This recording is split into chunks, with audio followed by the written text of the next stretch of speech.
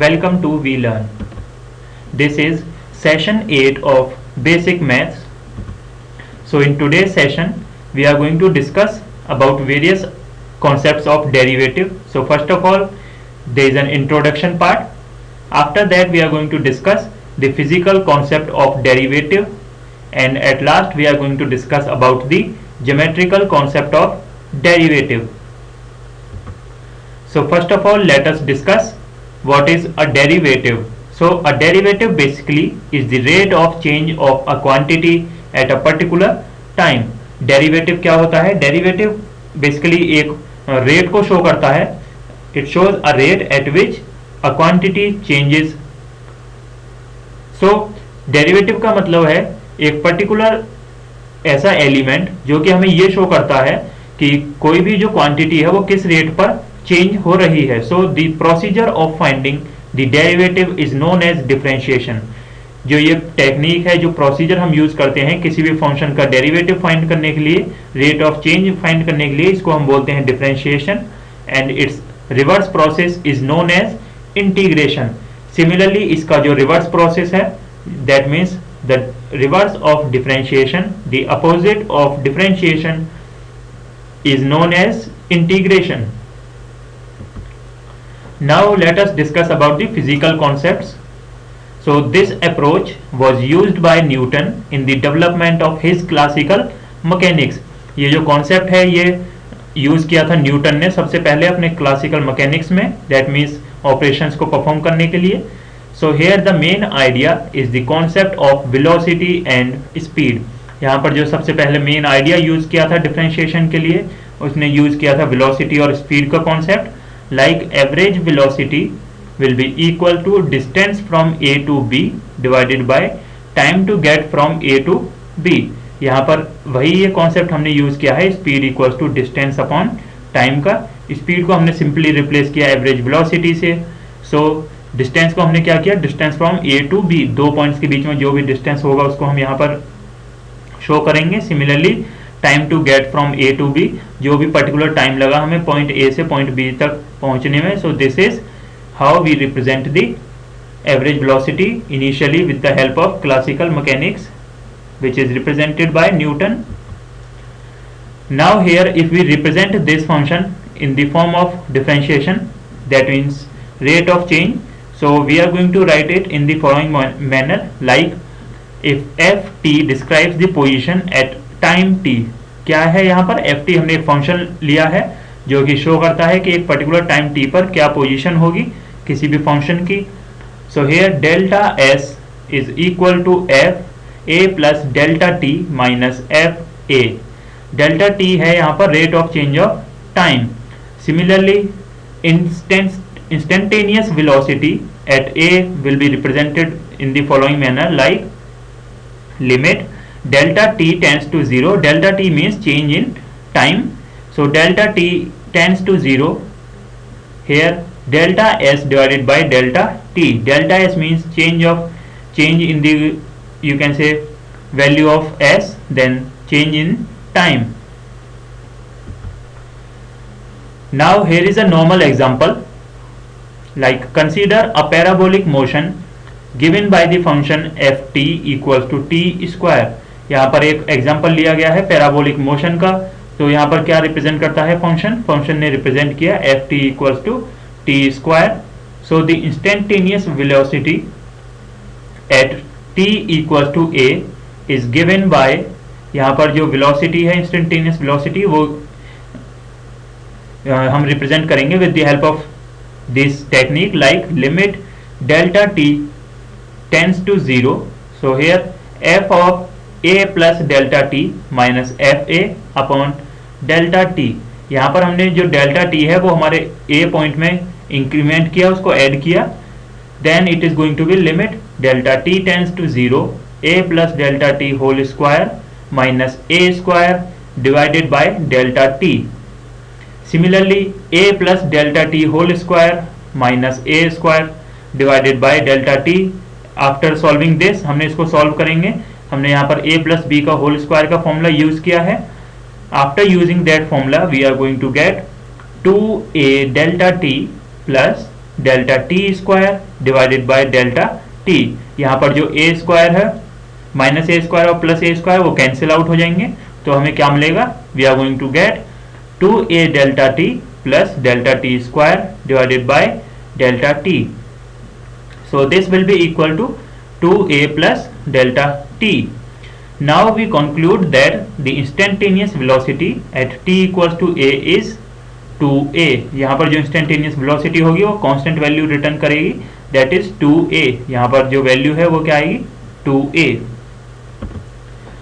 Now let us discuss about the geometrical concept. So here consider a function y equals to fx and its graph. यहाँ पर हमने एक function imagine किया like y equals to F X. अब हम उसका graph भी देखेंगे। Like recall that the graph of a function is a set of points that is x and F X. यहाँ पर अगर हम ग्राफ की बात करें तो ग्राफ क्या होता है, कलेक्शन ऑफ पॉइंट्स होता है, सेट ऑफ पॉइंट्स होता है, जो कि हम रिप्रेजेंट करेंगे with the help of F x. So for x from the domain of the function f, यहाँ पर क्या है, ये एक्स एफ एक्स की हेल्प से हम फंक्शन की वैल्यूज को रिप्रेजेंट करते हैं, जो कि हमने x की वैल्यूज डिफरेंट वैल्यूज पुट की हैं। So we may draw the graph in a plane with a horizontal axis.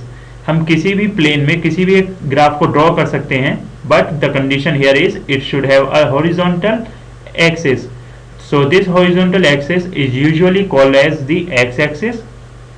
जो हॉरिजॉन्टल एक्सिस होती है उसको हम एक्स एक्सिस बोलते हैं। सिमिलरली जो वर्टिकल एक्सिस होती है उसको हम वाई एक्सिस बोलते हैं। So that is usually called as Y axis. Now here is a geometrical concept to represent a function. हमने यहाँ पर एक वेव डायग्राम की हेल्प से एक फंक्शन को रिप्रेजेंट किया है। सो this is a continuous function here. यहाँ पर कोई भी ब्रेक इवन पॉइंट नहीं है, ब्रेक पॉइंट नहीं है। सो this is a continuous function. Now the next thing here is geometrical concept that is fix a point on the graph, say x0 and fx0. Now if the graph as a geometric figure is nice, यहाँ पर जो graph है वो अच्छा है, दिखने में काफी अच्छा है, ये continuous function है। So this is a nice figure, but around this point it is natural to ask whether one can find the equation of the straight line touching the graph at that point. अब यहाँ पर हमें question arise होता है कि कुछ यहाँ पर कुछ पॉइंट्स की हेल्प से क्या हम एक ऐसी लाइन ड्रॉ कर सकते हैं जो कि इस ग्राफ को एक पर्टिकुलर पॉइंट पर टच करेगी। Now such a straight line is called the tangent line. जो ऐसी स्ट्रेट लाइन जिसके हेल्प से हम यहाँ पर 90 डिग्री एंगल बनाएंगे या उसको पैरेलली टच करेंगे, उस लाइन को हम बोलते हैं tangent line at that point in question.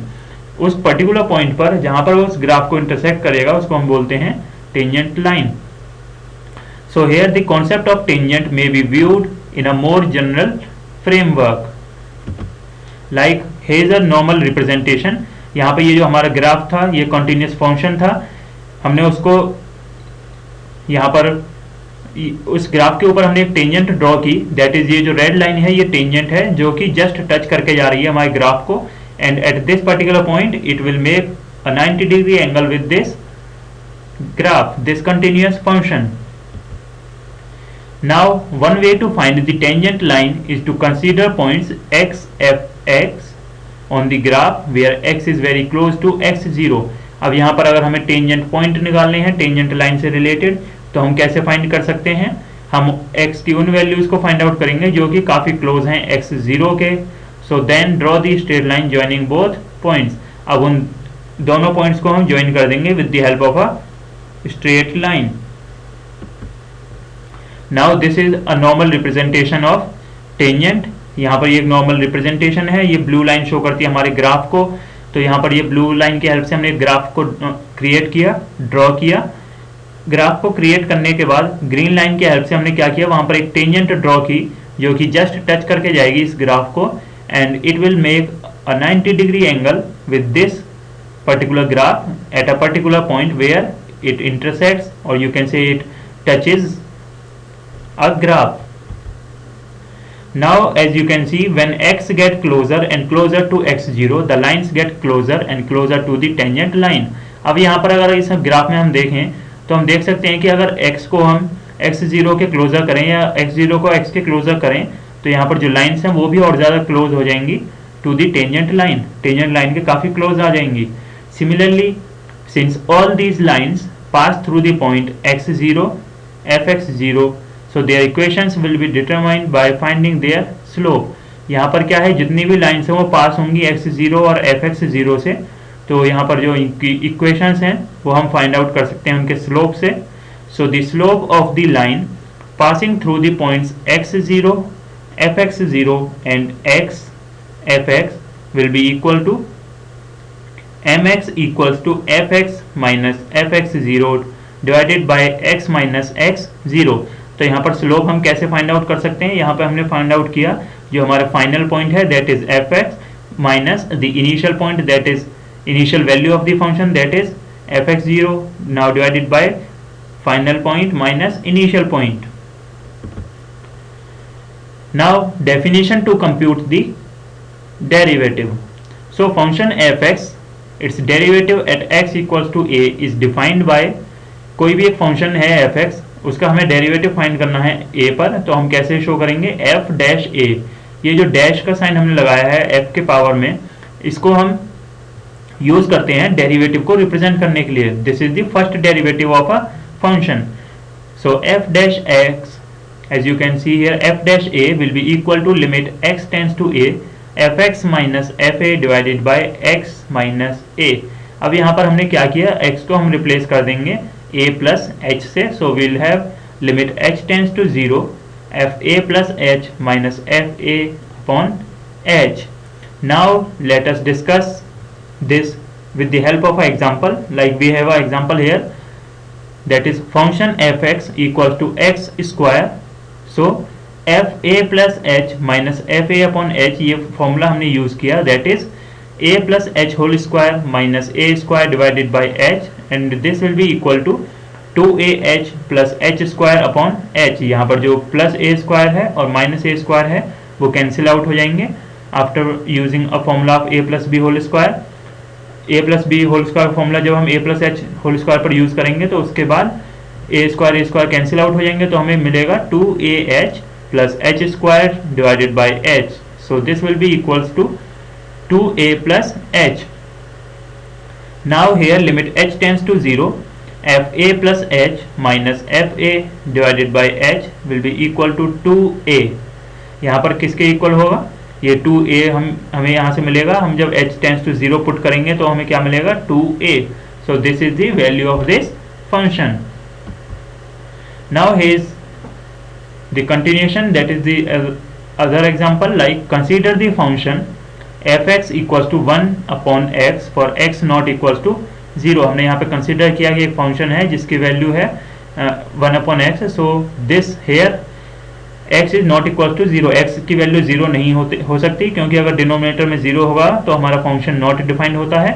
So we have f a plus H minus F A upon H and this will be equals to 1 upon a plus h minus 1 upon a divided by h. After that when we are going to take the LCM जब हम यहाँ पर लेंगे तो हमें मिलेगा a minus a plus h divided by h a into a plus h, and after solving this we are going to get minus h divided by h a into a plus h.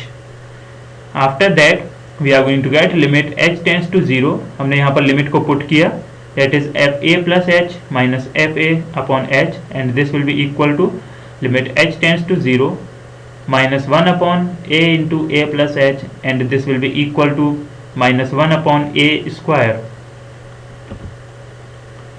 Now here is another example of this function, that is consider the function fx equal to under root mod of x.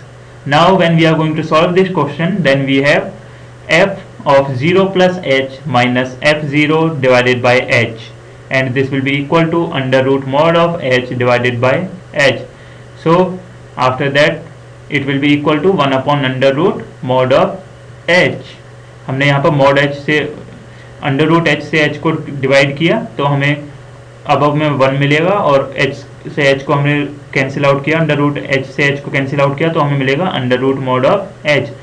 Now when we are going to solve this, we have limit h tends to 0 1 upon under root mod of h. जब हम इसमें h की value 0 put करेंगे तो हमें 1 upon 0 मिलेगा and that is infinity.